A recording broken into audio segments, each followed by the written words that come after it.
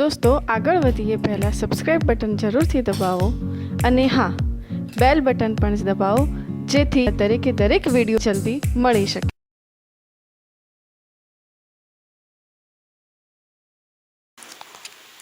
નમસ્કાર વિદ્યાર્થી મિત્રો, આપણે આજે શીખીશું દ્રવ્યમાં ચુંબકત્વ હોવાના કારણો.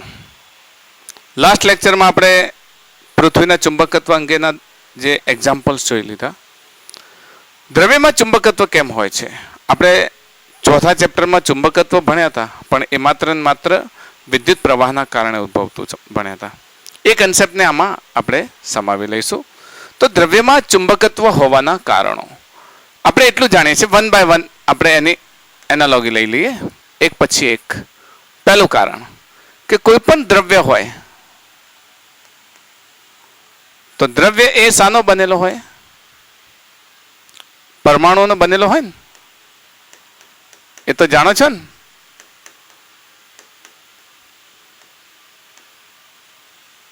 દ્રવ્ય પરમાણુઓનું બનેલું છે.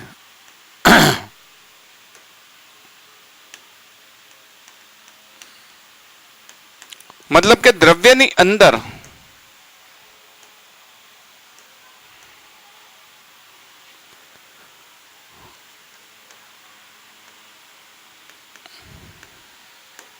દ્રવ્યમાં પરમાણુ ઇલેક્ટ્રોન ધરાવે છે.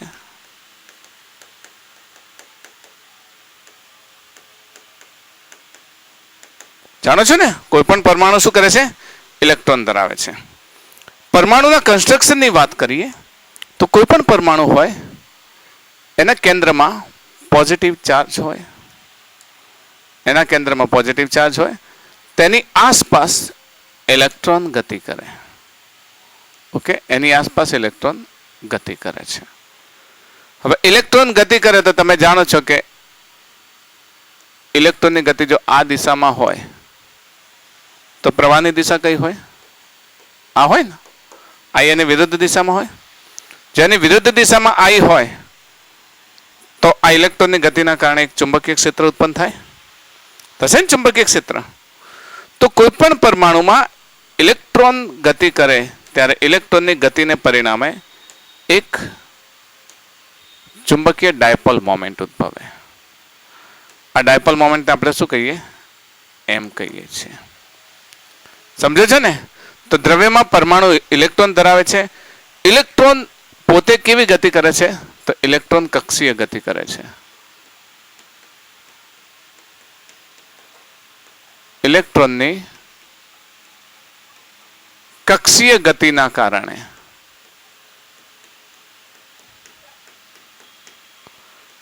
ચુંબકીય ડાયપોલ મોમેન્ટ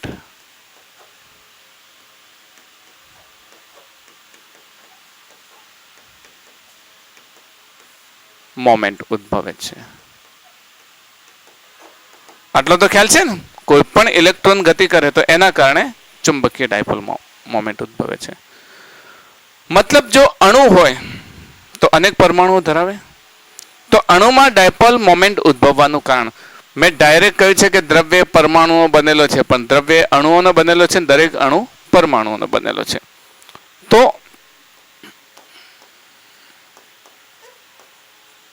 દ્રવ્યનો અણુ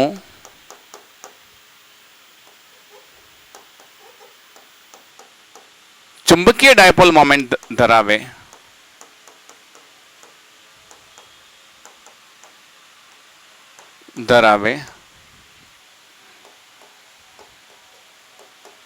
તેના ત્રણ કારણો છે. પહેલું કારણ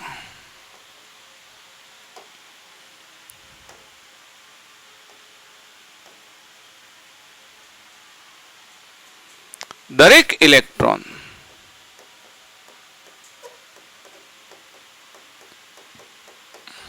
કેવી ગતિ કરે છે? કક્ષીય ગતિ કરે છે. આ રીતે ઓર્બિટલ મોમેન્ટ.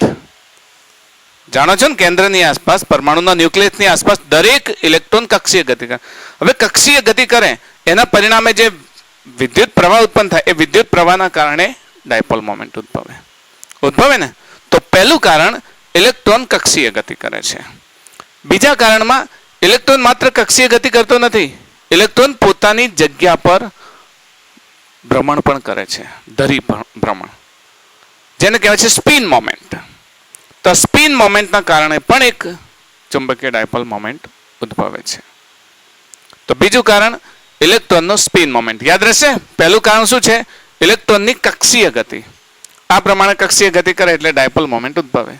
બીજું કારણ, દરેક ઇલેક્ટ્રોન પોતાની ધરી પર, જેમ પૃથ્વી ફરે છે ને, પૃથ્વી પોતાની ધરી પર ફરે છે, સૂર્ય પોતાની જગ્યાએ ફરે છે, ગ્રહો પોતાની ધરી પર ફરે છે, તો પૃથ્વી જેમ પોતાની ધરી પર ફરે છે એમ ઇલેક્ટ્રોન પણ પોતાની ધરી પર ફરે છે. ઇલેક્ટ્રોન પોતાની ધરી પર ફરે એને કહેવાય સ્પિન ડાયપોલ મોમેન્ટ. આને કહેવાય ઓર્બિટલ ડાયપોલ મોમેન્ટ, કક્ષીય ડાયપોલ મોમેન્ટ, અને બીજું આવે છે સ્પિન ડાયપોલ મોમેન્ટ. તો દરેક ઇલેક્ટ્રોન કક્ષીય ગતિ કરે છે, જેના કારણે કક્ષીય ડાયપોલ મોમેન્ટ ઉદ્ભવે છે.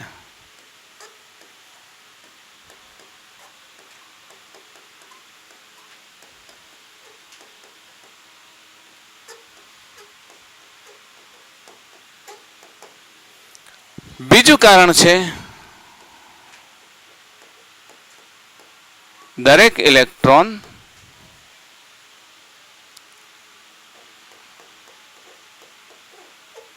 પોતાની ધરી પર ભ્રમણ કરે છે.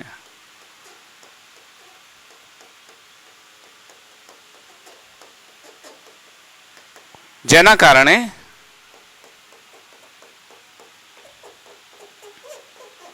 સ્પિન ડાયપોલ મોમેન્ટ ઉદ્ભવે છે.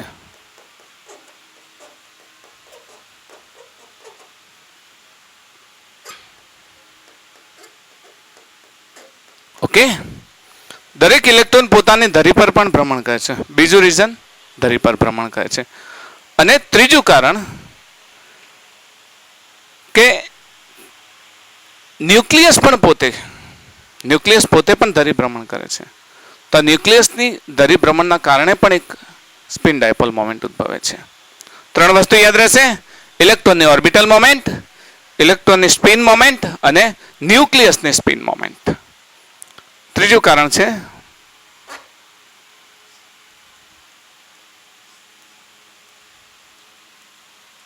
કારણ કે ન્યુક્લિયસની અંદર પણ પોઝિટિવ ચાર્જ તો છે જ ને, તો ન્યુક્લિયસ પોતે પણ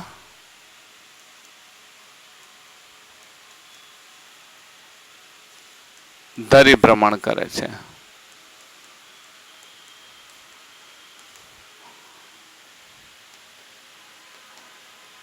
જેના પરિણામે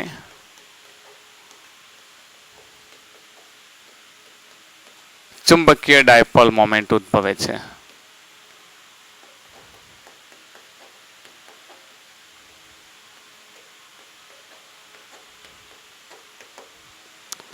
ચલો, આજે પહેલું કારણ છે એ મુખ્ય કારણ છે, આ મેજર રીઝન, મુખ્ય કારણ છે. પરંતુ બાકીના બે છે, સેકન્ડ અને થર્ડ. આ જે બાકીના બે કારણો છે એના કારણે ઉદ્ભવતું ચુંબકીય મોમેન્ટ એકદમ ઓછું હોય છે, ચુંબકીય મોમેન્ટ, જેને અવગણી શકાય. લખી શકીએ, બીજા અને ત્રીજા કારણને લીધે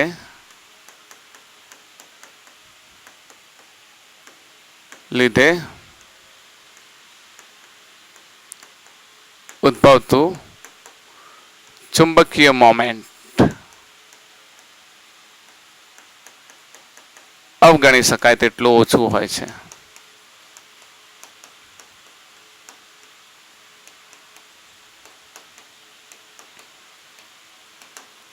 યાદ રહેશે? ફરીથી, કોઈ પણ દ્રવ્ય શાનું બનેલું છે? પરમાણુઓનું બનેલું છે. પરમાણુ શું ધરાવે છે? ઇલેક્ટ્રોન. ઇલેક્ટ્રોન પોતાની કક્ષા પર ગતિ કરે એના કારણે એક સ્પિન ડાયપોલ મોમેન્ટ ઉદ્ભવે છે. ઇલેક્ટ્રોન પોતાની કક્ષા પર ગતિ કરે એના કારણે એક ડાયપોલ મોમેન્ટ ઉદ્ભવે છે, જેને કક્ષીય ડાયપોલ મોમેન્ટ કહે છે. આમ અણુ પોતે જે ડાયપોલ મોમેન્ટ ધરાવે છે, ડાયપોલ મોમેન્ટ એટલે ચુંબકીય ક્ષેત્ર રેખા એમાંથી નીકળે. સમજો, ચુંબકીય ક્ષેત્ર રેખા, તો ચુંબકીય ક્ષેત્ર રેખા નીકળે એનો મતલબ ડાયપોલ મોમેન્ટ ધરાવે. એના 3 કારણો છે. 1 ઇલેક્ટ્રોનની ઓર્બિટલ ગતિ, 2 ઇલેક્ટ્રોનની ધરી પરની ગતિ, 3 ન્યુક્લિયસની ધરી પર ગતિ. હવે ઇલેક્ટ્રોનની ધરી પર ગતિ અને ન્યુક્લિયસની ધરી પર ગતિના કારણે જે સ્પિન ડાયપોલ મોમેન્ટ ઉદ્ભવે છે એને અવગણી શકાય એટલું સૂક્ષ્મ હોય છે. એટલે મુખ્ય કારણ કયું? ઇલેક્ટ્રોનની ઓર્બિટલ ગતિ. તો કોઈ પણ પરમાણુ તેની ઓર્બિટલ ગતિ, ઇલેક્ટ્રોનની ઓર્બિટલ ગતિના કારણે જ ડાયપોલ મોમેન્ટ ધરાવે છે. મતલબ કે કોઈ પદાર્થ લઈએ, નેક્સ્ટ સ્લાઇડમાં લઈ લઈએ. આપણે કેટલા રીઝન લખ્યા હતા? 2 લખ્યા ને, પહેલું બીજું. ઓકે, થર્ડ રીઝન લઈએ. ત્રીજું રીઝન, કોઈ પણ પરમાણુ આમ જે ઇલેક્ટ્રોનની કક્ષીય ગતિ છે એ જ મુખ્ય કારણ ચુંબકીય મોમેન્ટનું છે. કોઈ પણ પદાર્થની ચુંબકીય ગતિનું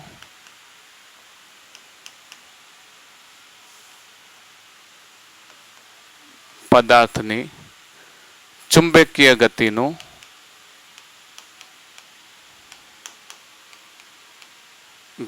મુખ્ય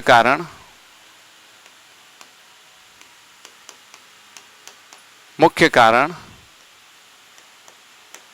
ઇલેક્ટ્રોનની કક્ષીય ગતિ છે. ઓકે, કોઈ પણ પદાર્થનો ચુંબકીય યાદ રહેશે. થર્ડ પોઈન્ટ, પછી જો દરેક પરમાણુ અલગ અલગ ચુંબકીય મોમેન્ટ ધરાવે છે. દરેક પરમાણુ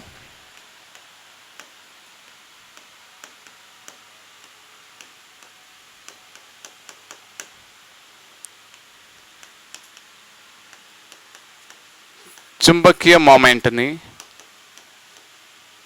અલગ અલગ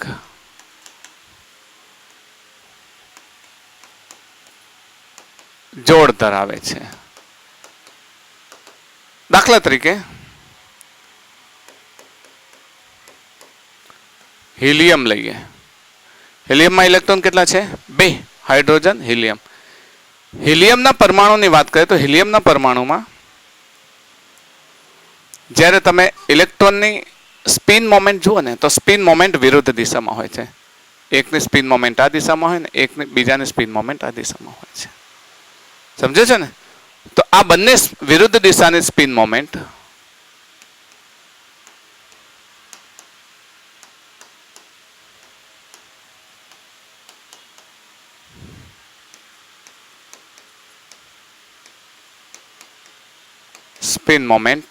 એકબીજાને કેન્સલ કરે છે, નાબૂદ કરે છે. તો આવો પરમાણુ કોઈ ચુંબકીય ડાયપોલ મોમેન્ટ ધરાવતો નથી, કારણ કે આ પરમાણુની સ્પિન મોમેન્ટ એકબીજાને શું કરી દે છે? કેન્સલ કરી દે છે. આવો પરમાણુ કોઈ ચુંબકીય ડાયપોલ મોમેન્ટ ધરાવતો નથી.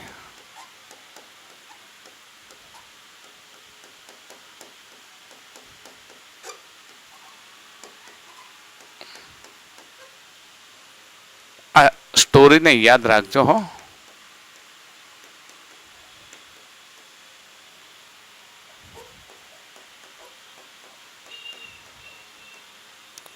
ને મિત્રો, આવો પરમાણુ જો ચુંબકીય ડાયપોલ મોમેન્ટ ન ધરાવે તો આવા પદાર્થને આપણે કહીએ છીએ ડાયમેગ્નેટિક પદાર્થો. આવા પદાર્થો કેવા પદાર્થો કહેવાય?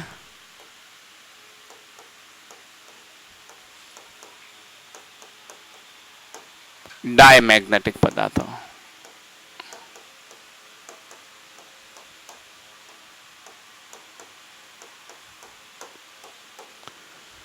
ચુંબકીય ડાયપોલ મોમેન્ટ હોય છે ખરી બંનેની, પણ એકબીજાને શું કરી દે છે? કેન્સલ કરી દે છે. તો આવા પદાર્થોને ડાયમેગ્નેટિક પદાર્થો. હજુ તમે જાણો છો કે ઘણા એવા પદાર્થો હોય જેમને ઇલેક્ટ્રોન સંરચના એકબીજાને કેન્સલ કરે છે અને એક ઇલેક્ટ્રોન એવો હોય છે કે જે ડાયપોલ મોમેન્ટ ધરાવે છે. તો ઘણા બધા એવા હોય છે પરમાણુઓ કે જેની અંદર ઇલેક્ટ્રોનની ડાયપોલ મોમેન્ટ અલગ અલગ હોય છે. ઘણા પરમાણુઓમાં આવી પરિસ્થિતિ હોય છે.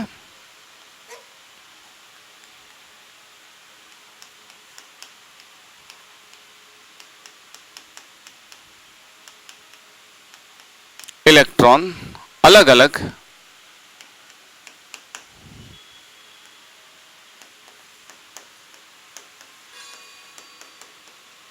ડાયપોલ મોમેન્ટ ધરાવે છે.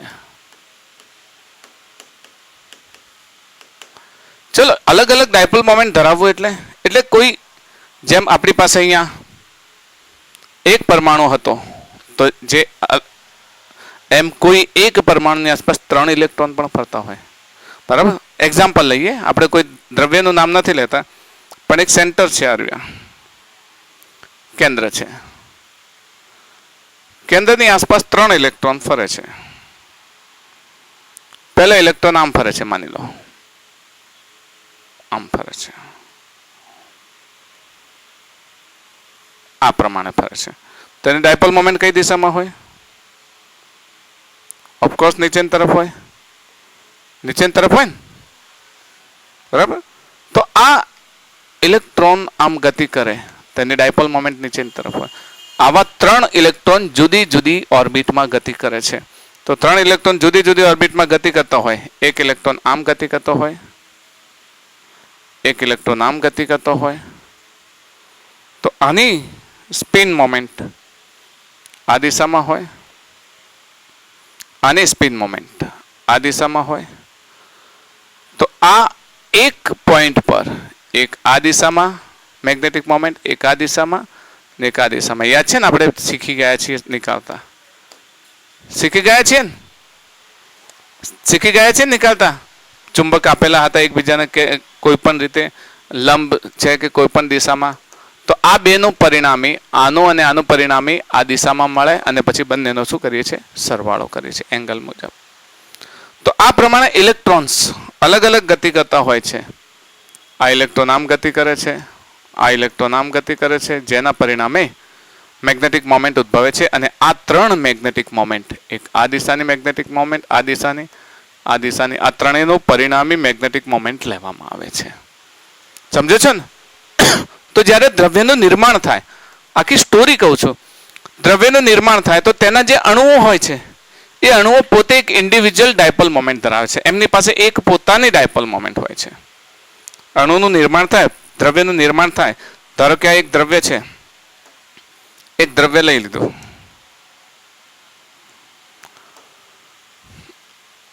એક દ્રવ્યનો ટુકડો છે. તો દ્રવ્યમાં હવે અણુઓ છે, તો દરેક અણુની પરિણામી ડાયપોલ મોમેન્ટ હોય. હવે એ પરિણામી ડાયપોલ મોમેન્ટ આપણે કેવી રીતે દર્શાવીશું? તો આ પરમાણુ, આ એની ડાયપોલ મોમેન્ટ. સમજો છો ને? દરેક પરમાણુ એની ડાયપોલ મોમેન્ટ. તો આ એક પરમાણુ, આ એની ડાયપોલ મોમેન્ટ. આમ અલગ અલગ દિશામાં પરમાણુઓ, અલગ અલગ ઓર્બિટમાં પરમાણુઓ ગતિ કરતા હોય, જેની અલગ અલગ દિશા હોય. આ પ્રમાણે આ પ્રમાણે આ પ્રમાણે અલગ અલગ રીતે ગતિ કરતા હોય. તો આની ઓર્બિટ આ દિશામાં હોય, કોઈનું આ દિશામાં હોય, આ દિશામાં હોય, આ દિશામાં હોય. અલગ અલગ દિશામાં એની ડાયપોલ મોમેન્ટ હોઈ શકે. તો દરેક ડાયપોલ મોમેન્ટ એકબીજાને શું કરે? કેન્સલ કરે. દાખલા તરીકે આ બે વિરુદ્ધ દિશામાં છે, તો એકબીજાને કેન્સલ કરે. તો સામાન્ય અવસ્થામાં કોઈ પણ પદાર્થ ચુંબકત્વ ધરાવતો નથી. ધરાવે છે કોઈ પણ સામાન્ય અવસ્થામાં કોઈ પદાર્થ ચુંબકત્વ ધરાવતો નથી. હવે આને આપણે આ બધા રાઉન્ડ નહીં દોરીએ. તો આ પદાર્થને હવે આપણે દોરવો હશે તો કેવો બનાવીશું? તો આ રીતે લઈશું, અને દરેક એની ડાયપોલ મોમેન્ટ અસ્તવ્યસ્ત દિશામાં લઈશું. કોઈ આ દિશામાં હશે, કોઈ આ દિશામાં હશે, કોઈ આ દિશામાં હશે, કોઈ આ દિશામાં હશે, કોઈ આ દિશામાં. અસ્તવ્યસ્ત દિશામાં રેન્ડમલી ડાયરેક્શન તીર દ્વારા. ઓકે. તો સામાન્ય અવસ્થામાં પદાર્થ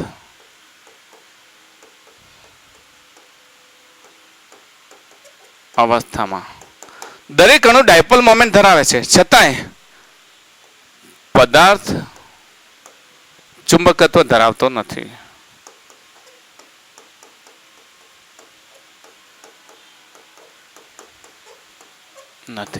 કારણ કે એમની ડાયપોલ મોમેન્ટ કેવી છે?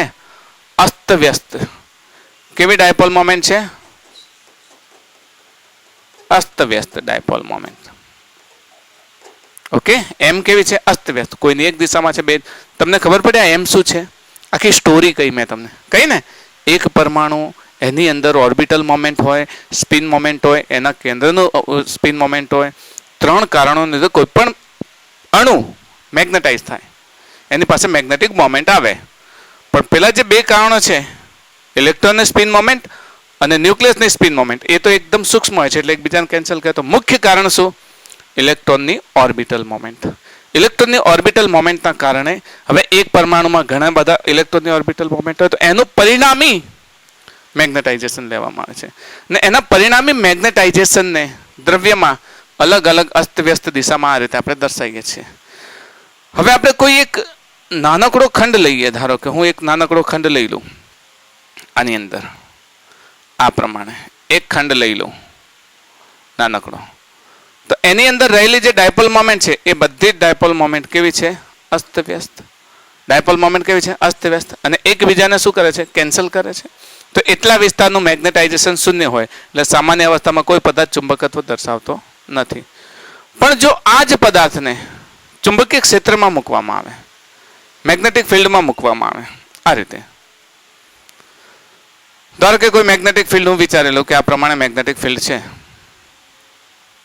તો આ પ્રમાણે મેગ્નેટિક ફિલ્ડ છે.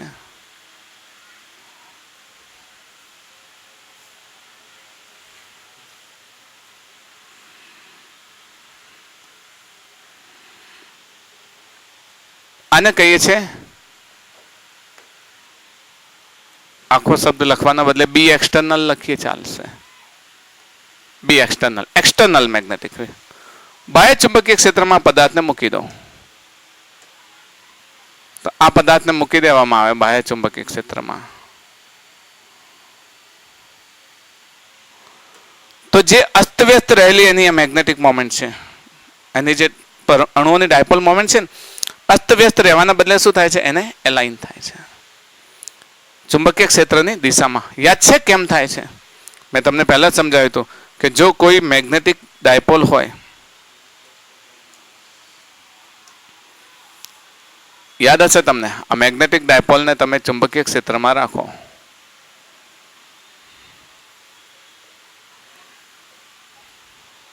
ગજ્ય ચુંબક આપણે લીધો તો યાદ છે ને તમને લોકોને? એ મેગ્નેટિક ડાયપોલ જ છે. ગજ્યા ચુંબકને જ્યારે આપણે ચુંબકીય ક્ષેત્રમાં રાખ્યો હતો,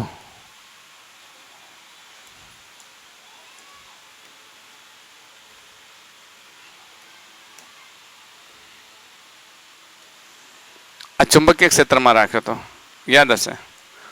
તો એના એન ધ્રુવને આ તરફ આકર્ષણ બળ લાગતું હતું અને એસ ધ્રુવને આ તરફ.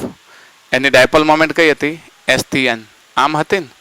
તો આમ રહેલી ડાયપોલ મોમેન્ટ ગજ્ય ચુંબક આમ થવા પ્રયત્ન કરશે એટલે ડાયપોલ મોમેન્ટ કેવી થવા મચશે? આ દિશામાં. યાદ છે ને? ગજ્ય ચુંબક આમ કોણાવર્તન કરે છે, એમ આ પણ એક ડાયપોલ મોમેન્ટ જ ધરાવે છે. તો દરેક પરમાણુ ડાયપોલ મોમેન્ટ ધરાવે છે, જેની ડાયપોલ મોમેન્ટ જે અસ્તવ્યસ્ત હતી હવે શું થશે? લગભગ એક જ દિશામાં રહેવા. કેટલીક હશે ડાયપોલ મોમેન્ટ જેની પાસે ઉર્જા વધારે છે, પણ મોટા ભાગની શું થાય છે? એક જ દિશામાં થાય છે. કોઈક રહી જાય અસ્તવ્યસ્ત, પણ મોટા ભાગની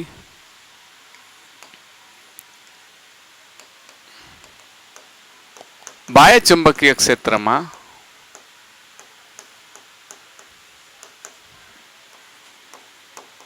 દરેક અણુની ડાયપોલ મોમેન્ટ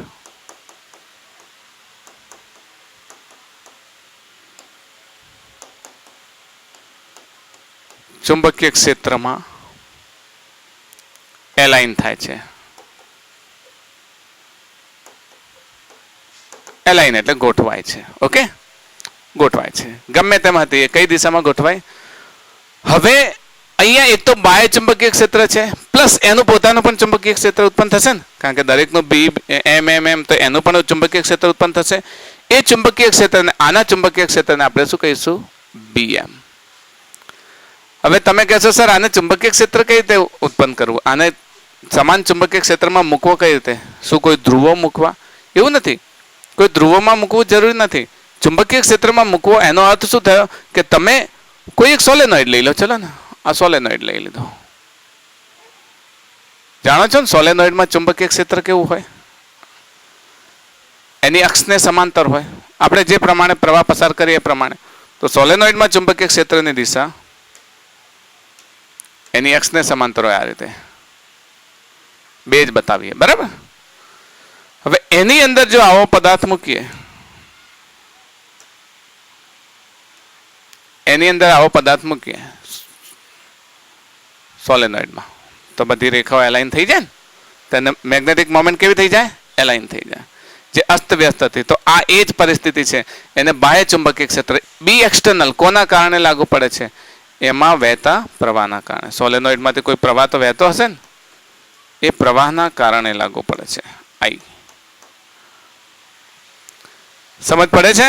તો હવે અંદર પદાર્થ મૂકવામાં આવે, કોની અંદર? ચુંબકીય ક્ષેત્રમાં. તો પદાર્થ શું થાય છે? મેગ્નેટાઇઝ થાય છે. હવે એના એકમ કદ લઈ લીધું, એક નાનકડું કદ લઈ લીધું મેં, જે આગળ લીધું હતું એ પ્રમાણે અહીંયા એક કદ લઈ લઉં હું. ચલો આ એક કદ લઉં છું, આ એક કદ લઉં છું. તો હવે કદની અંદર હું જોઉં તો બધી ચુંબકીય મોમેન્ટ એક જ દિશામાં જાય છે ને. તો હવે એમાં m is not equal to 0. પેલામાં શું હતું? 0 હતું. બાહ્ય ચુંબકીય ક્ષેત્ર કેવી હતી? શૂન્ય હતું. દેખાય છે ને? પદાર્થનું ચુંબકત્વ ધરાવતો નથી, મતલબ અસ્તવ્યસ્ત હોવાથી m ઇઝ ઇક્વલ્સ ટુ 0 થતું હતું. પણ અહીંયા m 0 થતું નથી, મતલબ શું થાય છે? પદાર્થ મેગ્નેટાઇઝ થાય છે. દેટ ઇઝ ધ સ્ટોરી, કે પદાર્થ મેગ્નેટાઇઝ થાય છે. સમજ પડે છે ને? પદાર્થ ચુંબક કઈ રીતે બને છે એની ખ્યાલ આવી ગયો? પદાર્થ ચુંબક કઈ રીતે બને છે? એકદમ સૂક્ષ્મ સ્ટોરી બતાવી તમને કે ચુંબક કઈ રીતે બને છે. હવે પદાર્થ ચુંબક બની ગયો, એની પાસે m આવ્યું, તો આપણો ટોપિક છે next topic, magnetisation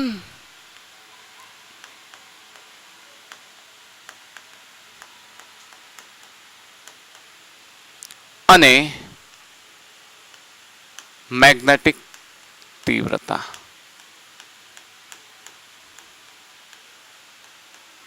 magnetisation and magnetic intensity. યાદ રાખજો, આપણો ટોપિક છે મેગ્નેટાઇઝેશન એન્ડ મેગ્નેટિક ઇન્ટેન્સિટી. અને યાદ રાખજો મિત્રો, કારણ કે આ ટોપિક કી પોઈન્ટ છે.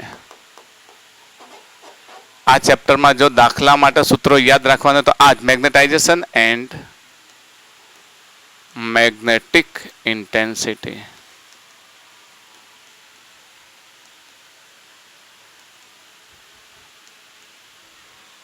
ઓકે, જો કોઈ પણ પદાર્થનું મેગ્નેટાઇઝેશન મતલબ કોઈ પણ પદાર્થમાં ચુંબકત્વ કઈ રીતે પ્રેરિત થાય એની ચર્ચા આપણે કરી ચૂક્યા છીએ. ઓર્બિટલ એની સ્પિન મોમેન્ટ, ઓર્બિટલ મોમેન્ટ, પછી સ્પિન મોમેન્ટ. ઓર્બિટલ જે પરિભ્રમણ કરે એના કારણે, ઇલેક્ટ્રોનની પરિભ્રમણને કારણે, ઇલેક્ટ્રોન પોતાની ધરી પર પરિભ્રમણ કરે, ન્યુક્લિયસ પરિભ્રમણ કરે. 3 કારણો છેલ્લે યાદ કર્યા હતા. એમાંથી સ્પિન મોમેન્ટના કારણે બહુ સૂક્ષ્મ ચુંબકત્વ ઉત્પન્ન થાય છે, મેગ્નેટાઇઝેશન, જેને આપણે કેન્સલ કરી શકીએ છીએ. તો મુખ્ય કારણ શું હતું? ઓર્બિટલ મોમેન્ટ, કક્ષીય પરિભ્રમણના કારણે.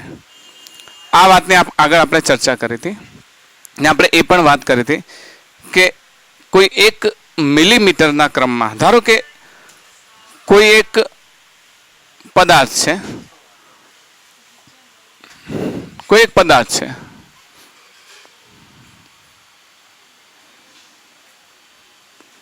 એ પદાર્થમાં ઘણા બધા ચુંબકીય ડાયપોલ છે, મતલબ પરમાણુઓ છે. દરેક પરમાણુ ચુંબકીય ડાયપોલ ધરાવે, દરેક અણુઓ ચુંબકીય ડાયપોલ ધરાવે, કારણ કે પદાર્થ શાનો બનેલો હોય? અણુઓનો. અણુઓ પરમાણુના બનેલા હોય. તો દરેક અણુ ચુંબકીય ડાયપોલ ધરાવે છે. અને એ ડાયપોલ દરેક અલગ અલગ દિશામાં છે, રેન્ડમલી. તો એવા 1 મિલીમીટરના ક્રમનો, યાદ રાખજો, 1 મિલીમીટર ઘનના ક્રમનો એક સૂક્ષ્મ ભાગ લેવામાં આવે. એની અંદર લગભગ 10⁻20 પરમાણુ હોય, બરાબર? આટલા કદમાં 10⁻20 પર અણુઓ હોય ને આ દરેકની ડાયપોલ મોમેન્ટ કેવી હોય? સરખી હોય. એને ગ્રુપ બનાવવામાં આવે. આપણે ફેરોમેગ્નેટિઝમમાં ભણીશું. એને ગ્રુપ બનાવવામાં આવે ને જેને આપણે ડોમેઇન કહીશું. તેવા ડોમેન્સમાં એક જેવી ડાયપોલ મોમેન્ટ ધરાવતા પરમાણુઓનો સમૂહ લઈ અને આ પ્રમાણે આપણે એનો વિભાગ પાડીએ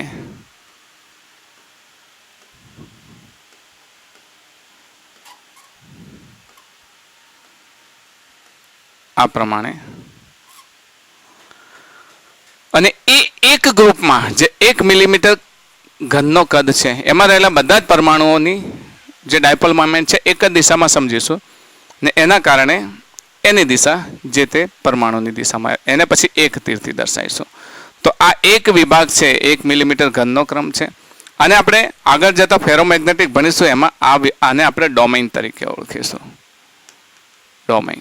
ઓકે, તો એક ડોમેઇનનું કદ 1 મિલીમીટર ઘન ક્રમનું હોય છે. મિલીમીટર જાણો છો ને, ફૂટપટ્ટીમાં સેન્ટીમીટરનો 10મો ભાગ, એવા 1 મિલીમીટર ઘન કદનું હોય છે. એમાં 10⁻20 ડોમેઇન અણુઓ હોય છે. દરેકની દિશા સરખી હોય, પણ એ દરેક અલગ અલગ દિશામાં હોવાથી આ દિશા કેવી હોય? રેન્ડમાઇઝ ડાયરેક્શન, અલગ અલગ દિશામાં હોય છે.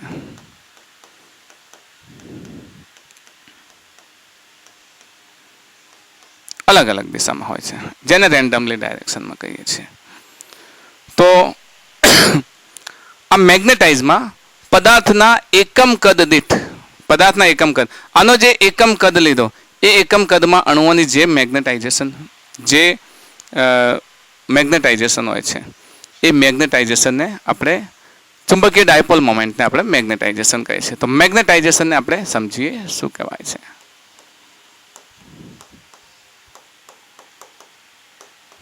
મેગ્નેટાઇઝેશન પદાર્થના એકમ કદમાં રહેલા મેગ્નેટાઇઝેશનને આપણે આ રીતે સમજતા હતા, યાદ હોય તો m = એકમ કદમાં રહેલા અણુઓની ચુંબકીય ડાયપોલ મોમેન્ટ, એને કહીશું મેગ્નેટાઇઝેશન. યાદ રહેશે? પદાર્થના એકમ કદમાં રહેલા અણુઓની ચુંબકીય ડાયપોલ મોમેન્ટ, એને કહે છે પદાર્થનું મેગ્નેટાઇઝેશન. આપણે એકમ કદ જ લીધો છે, એની અંદર આ ચુંબકીય ડાયપોલ મોમેન્ટ એક જ દિશામાં છે. તો પદાર્થના એકમ કદમાં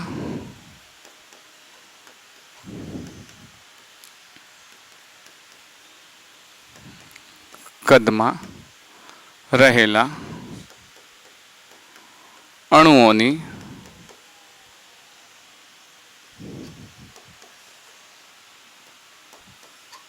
ડાયપોલ મોમેન્ટને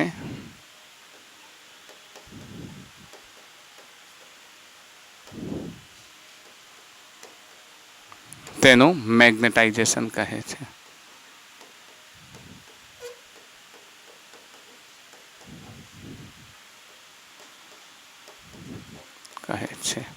ઓકે, પદાર્થના એકમ કદમાં રહેલા અણુઓની ડાયપોલ મોમેન્ટને તેનું મેગ્નેટાઇઝેશન. હવે જો સોલેનોઇડ છે, આપણે સોલેનોઇડમાં પ્રવાહ પસાર થતો હોય, અંદર કોઈ પણ પ્રકારે પદાર્થ નથી, તો સોલેનોઇડ દ્વારા ઉદ્ભવતું ચુંબકીય ક્ષેત્ર, જો સોલેનોઇડમાંથી પ્રવાહ પસાર થાય તો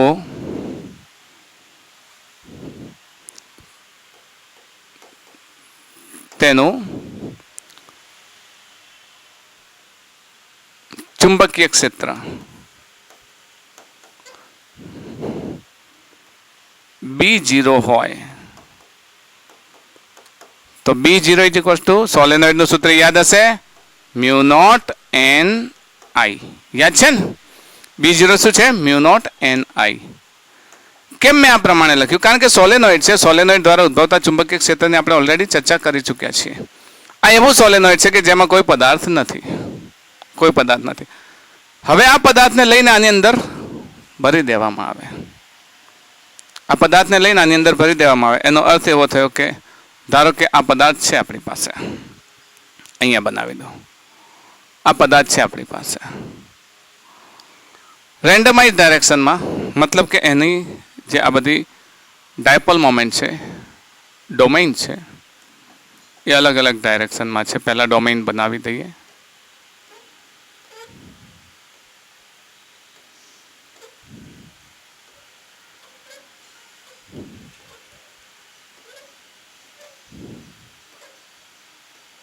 ઓકે, હવે આ પદાર્થને લઈ આની અંદર નાખી દેવામાં સોલેનોઇડમાં. સોલેનોઇડનું પોતાનું ચુંબકીય ક્ષેત્ર કેટલું હતું? બી નોટ. કેટલું હતું? બી નોટ. આ પદાર્થને જો ચુંબકીય ક્ષેત્રમાં મૂકવામાં આવે તો આ પોતે પણ મેગ્નેટાઇઝ થાય છે. આ મેગ્નેટાઇઝ થાય છે એટલે એના ચુંબકીય ક્ષેત્રને આપણે કહીશું BM. તો હવે આ પદાર્થને લઈ અને આની અંદર મૂકી દઈએ. એનો અર્થ એવો થયો કે આ પદાર્થને હવે અહીંયાથી ઉપાડી અને ક્યાં મૂકી દઈએ? આની અંદર મૂકી દીધું. સોલેનોઇડમાં શું થશે? ચુંબકીય ક્ષેત્ર ઉત્પન્ન થશે. બરાબર? સોલેનોઇડમાં ચુંબકીય ક્ષેત્ર ઉત્પન્ન થશે. આપણે એમ કરીએ સોલેનોઇડને અહીંયા જ બનાવી દઈએ અલગથી. સોલેનોઇડ લાવો નથી.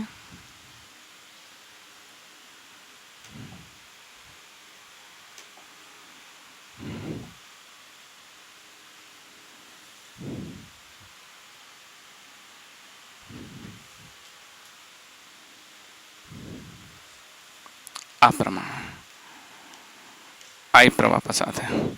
આપણે જાણીએ છીએ સોલેનોઇડ દ્વારા ઉદ્ભવતું ચુંબકીય ક્ષેત્ર.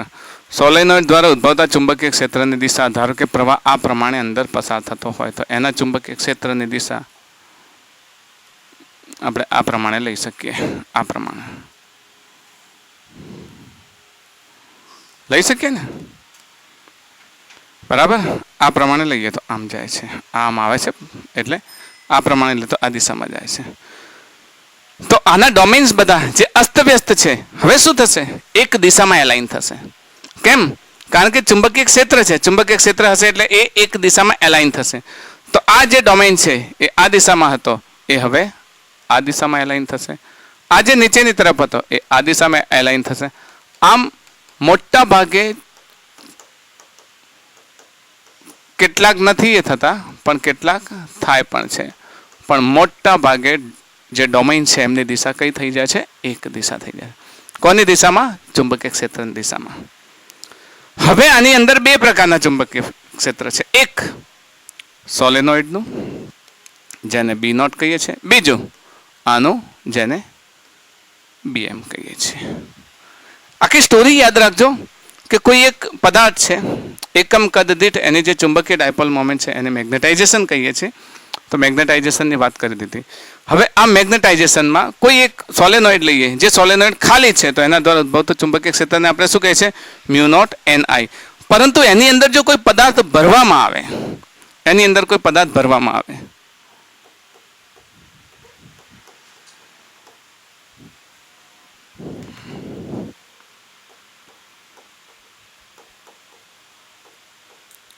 સોલેનોઇડમાં કોઈ પદાર્થ મૂકતા તેનું શું થઈ જાય છે? મેગ્નેટાઇઝેશન થાય છે. મતલબ એ ચુંબકત્વ પ્રાપ્ત કરે છે.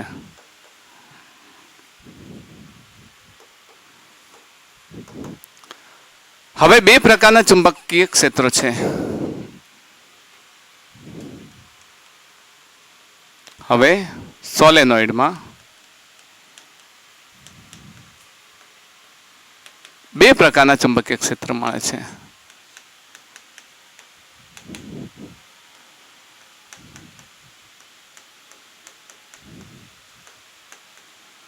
કયા કયા? સોલેનોઇડના પ્રવાહના કારણે એની દિશામાં, જેને આપણે શું કહેતા હતા? બી નોટ કહેતા હતા. અને એક આ જે મેગ્નેટાઇઝિંગ પદાર્થ મૂક્યો છે, જેની અંદર પદાર્થ મૂક્યો છે, એના જે ડોમેઇન એલાઇન થાય એટલે એનું, જેને આપણે શું કહેતા હતા? BM. તો કુલ બી નેટ બરાબર, અથવા ફક્ત બી લખીએ ચાલશે, બી નેટના બદલે ફક્ત બી લખીએ ચાલશે, કે કુલ બી બરાબર બી નોટ પ્લસ BM. આ મળે છે બી નોટ પ્લસ BM. યાદ રાખશો. ઓકે. હવે બી નોટ શું કામ કરે છે? BM શું છે? મને કહી શકો BM શું છે? BM એ પદાર્થનું મેગ્નેટાઇઝેશન છે. એ કોના સમપ્રમાણમાં છે? ચુંબકીય ક્ષેત્રના. પદાર્થનું મેગ્નેટાઇઝેશન કોના સમપ્રમાણમાં છે? એટલે સોરી, પદાર્થનું ચુંબકીય ક્ષેત્ર કોના સમપ્રમાણમાં છે? મેગ્નેટાઇઝેશન. જેટલા એલાઇન થશે વધારે એટલું ચુંબકીય ક્ષેત્ર વધશે. સમજો કે 10 લાખ અણુઓ છે, 10 લાખમાંથી બધા અસ્તવ્યસ્ત છે. એ વખતે BM શું હતું? 0 હતું. આ પરિસ્થિતિમાં BM શું હતું? 0 હતું. BM શું હતું? 0 હતું. પણ જેવો આને ચુંબકીય ક્ષેત્રમાં મૂકીએ કે બધા જ ડોમેઇન શું થાય છે? એક દિશામાં એલાઇન થાય છે. એક દિશામાં એલાઇન થાય છે તો જેટલું એનું મેગ્નેટાઇઝેશન થશે એટલું અંદરનું એનું કયું મટીરિયલનું મેગ્નેટિક ફિલ્ડ વધશે. તો BM કોના સમપ્રમાણમાં હોવું જોઈએ? મેગ્નેટાઇઝેશન. સમજો છો ને મેગ્નેટાઇઝેશન એટલે શું? મેગ્નેટાઇઝેશન એટલે અણુઓ જે એલાઇન થાય છે ને દિશામાં, ચુંબકીય ક્ષેત્રની દિશામાં. અહીંયા મેં વાત કરી ને કે આ જે અસ્તવ્યસ્ત છે, જેવા આના અંદર મૂકો કે બધા શું થઈ જાય છે? ચુંબકીય ક્ષેત્રની દિશામાં એલાઇન. તો એલાઇન થવું એટલે મેગ્નેટાઇઝેશન થવું. એકમ કદમાં રહેલા અણુઓની ડાયપોલ મોમેન્ટ. તો ડાયપોલ મોમેન્ટ એક દિશામાં એલાઇન થાય છે. તો એ કોના સમપ્રમાણમાં છે? પદાર્થનું ચુંબકીય ક્ષેત્ર કોના સમપ્રમાણમાં છે? તેની મેગ્નેટાઇઝેશનના સમપ્રમાણમાં હોય છે. તો પદાર્થનું ચુંબકીય ક્ષેત્ર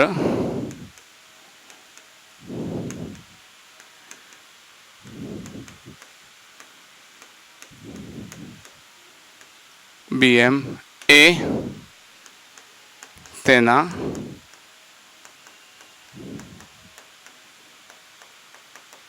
મેગ્નેટાઇઝેશન પર આધારિત છે. મતલબ BM is proportional to M થશે. મેગ્નેટાઇઝેશન પર આધાર રાખે છે એટલે BM is proportional to M. માધ્યમ શૂન્યાવકાશની પરમિએબિલિટી એની સાથે આવે તો BM is equal to μ0 into M. BM is equal to μ0 into M. આપણી પાસે બે ચુંબકીય ક્ષેત્ર છે એટલો, એક તો μ0 NI ને એક BM. બંને અહીંયા મૂકી શકીએ. N બરાબર એકમ લઈશું એટલે μ0 I જ મૂકીશું આપણે. N બરાબર એકમ લઈશું, બરાબર. અહીંયા N ને એકમ લઈશું એટલે B બરાબર આપણે મૂકવું હશે ત્યારે ઉપયોગ કરીશું ત્યારે શું લખીશું? μ0 I લખીશું. N ને એકમ લઈશું. ઓકે, તો હવે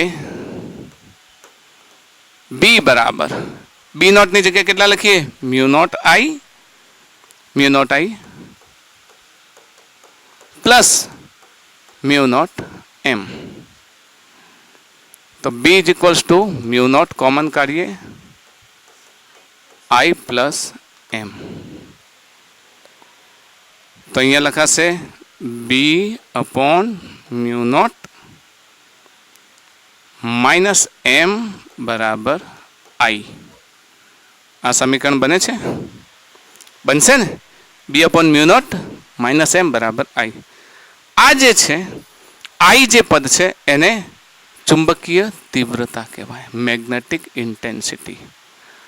આ વાસ્તવમાં I ને નથી કહેતા પણ કોને કહી છે? સમીકરણમાં B અપોન μ0 માઇનસ M ને ચુંબકીય તીવ્રતા કહે છે.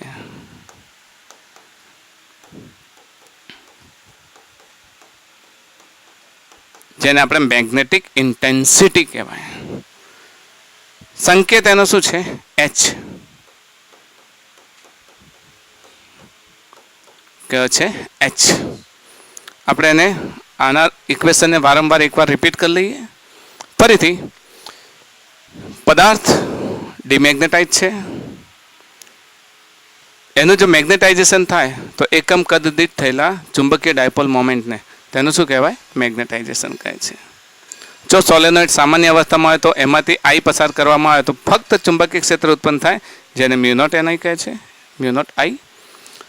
જો હવે આ જ સોલેનોઇડમાં કોઈ પદાર્થ કયો આ પદાર્થને મૂકી દેવામાં આવે તો એનું શું થઈ જાય છે? ચુંબકીય ડાયપોલ મોમેન્ટ એક દિશામાં થાય છે એટલે એનું મેગ્નેટાઇઝેશન થાય છે.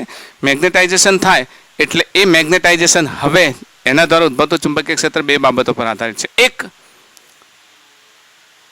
સોલેનોઇડના ચુંબકીય ક્ષેત્ર પર, બીજું પદાર્થના ચુંબકીય ક્ષેત્ર પર. સોલેનોઇડનું ચુંબકીય ક્ષેત્ર ઓલરેડી આપણે ચર્ચા કરી દીધી. પદાર્થનું ચુંબકીય ક્ષેત્ર શું છે? BM is equal to μ0 into M.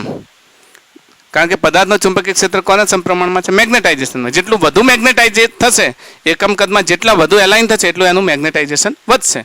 ચુંબકીય ક્ષેત્ર વધશે તો મેગ્નેટાઇઝેશનના સમપ્રમાણમાં છે. તો BM = μ0 × M. આ બંનેને આ આને અને આને આપેલા સમીકરણમાં મૂકો એટલે μ0I + μ0M. તો μ0I + M. તો અહીંયા B/μ0 - M ને ચુંબકીય તીવ્રતા કહે છે. એનો સંકેત શું છે? H છે. નેક્સ્ટ પેજમાં લઈ લે. આમ B/μ0 - M બરાબર શું લખીશું? H. શું લખાશે? H. પહેલા I હતું ને, હવે શું થાય? H. ક્લિયરિફિકેશન કરી દઈએ. ચલો, I ની જગ્યાએ H કર્યું તો કન્ફ્યુઝન ન થવું જોઈએ. કારણ શું છે? અહીં I અને H ના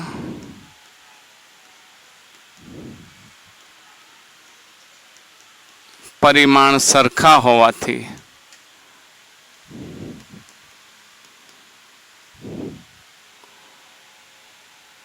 I બરાબર H થાય.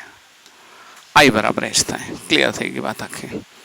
આપણી પાસે I ના સંદર્ભમાં એક સૂત્ર હતું, યાદ હશે તમને.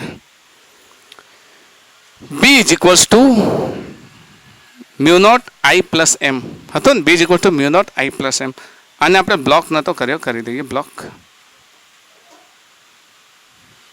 કરવાનો બાકી હતો. ઓકે, બ્લોક કરી દીધો. B = μ0I + M. તો આપણી પાસે જે સૂત્ર હતું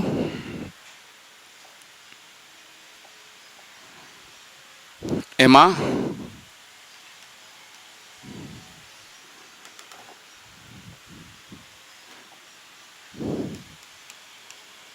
B = μ0I + M માં I બરાબર H મૂકતા શું થશે? B = μ0H + M. તો આપણને આ એક બીજું સૂત્ર મળી ગયું. સૂત્રોને યાદ રાખતા રહેશો. આમાં H શું છે? ઇન્ટેન્સિટી. M શું છે? મેગ્નેટાઇઝેશન. μ0 શું છે? શૂન્યાવકાશની પરમિયાબિલિટી. B શું છે? કુલ ચુંબકીય ક્ષેત્ર.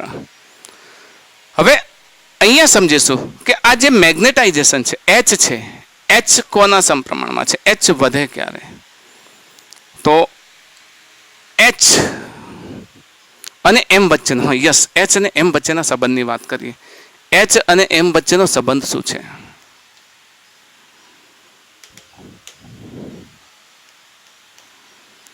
જો H શું છે ફરી સમજીએ. યાદ છે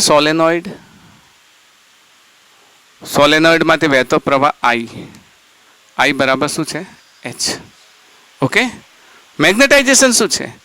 મેગ્નેટાઇઝેશન છે એના અંદર રહેલું મટીરિયલ અને મટીરિયલની ડાયપોલ મોમેન્ટ. જાણો છો ને, જે એક દિશામાં એલાઇન થાય છે. જેટલું H વધારીએ, મતલબ જેટલો I વધારીએ એટલું મેગ્નેટિક ફિલ્ડ કેવું થશે? સ્ટ્રોંગ થશે. તમે H વધારશો તો આંટા દીઠ પ્રવાહ વધશે. પ્રવાહ વધશે તો ચુંબકીય ક્ષેત્ર શું થશે? વધશે. આગળ સોલેનોઇડમાં હું ભણાવી ચૂક્યો છું કે આંટા દીઠ તમે ચુંબકીય ક્ષેત્ર, આંટા દીઠ પ્રવાહ વધારશો. કારણ કે B કોના પર આધાર રાખે છે? B = μ0 I વધશે તો B વધશે કે નહીં? અને B વધશે તો મેગ્નેટાઇઝેશન વધશે. એનો મતલબ કે H એ M ના સમપ્રમાણમાં છે. સમજો છો? H એ M ના કેમ સમપ્રમાણમાં છે? કારણ કે H બરાબર I છે. તો જો I વધે, મતલબ કે H વધે તો M વધે, મેગ્નેટાઇઝેશન વધે. મેગ્નેટાઇઝેશન વધે એનો મતલબ H અને M એકબીજાના સમપ્રમાણમાં છે. H ને M એકબીજાના સમપ્રમાણમાં હશે તો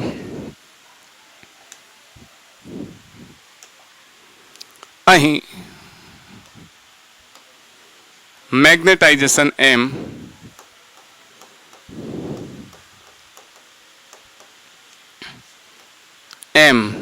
એ H પર આધારિત હોવાથી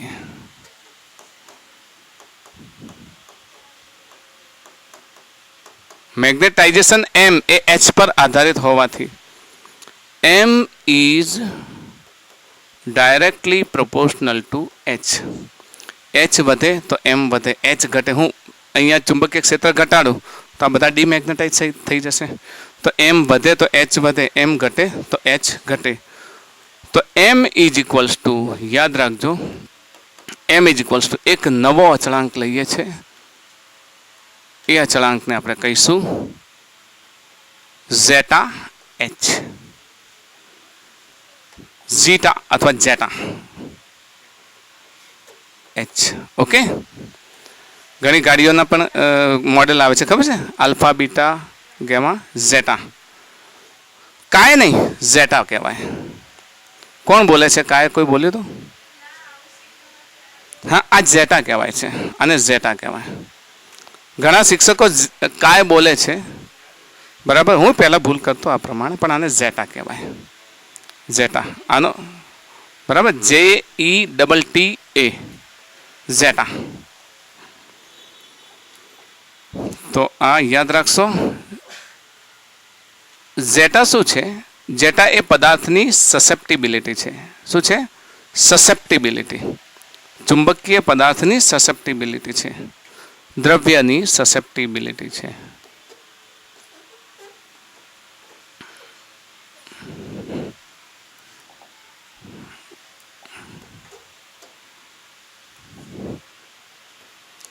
જેટાને દ્રવ્યની સસેપ્ટિબિલિટી કહે છે.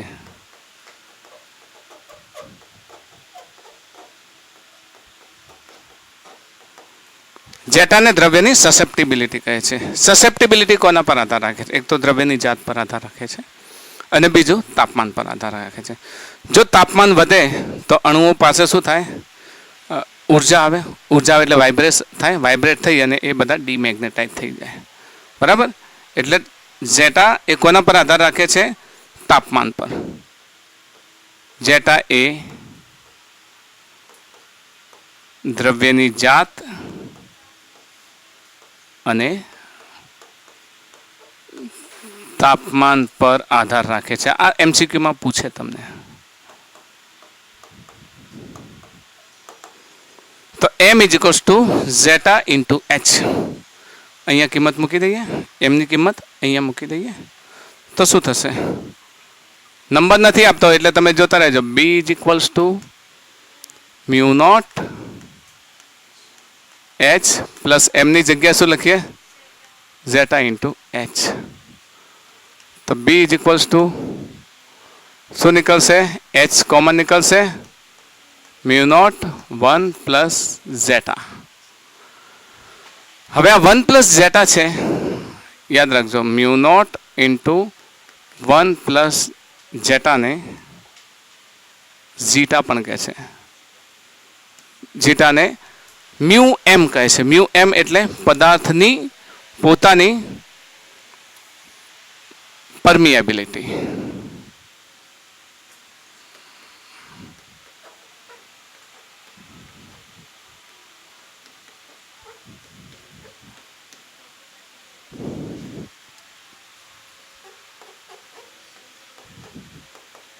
જો ફક્ત મ્યુ નોટ હોત તો એ શૂન્યાવકાશ માટે હોત, પણ એની અંદર ઝેટા આવ્યો. ઝેટા શું છે? પદાર્થની સસેપ્ટિબિલિટી, દ્રવ્યની સસેપ્ટિબિલિટી.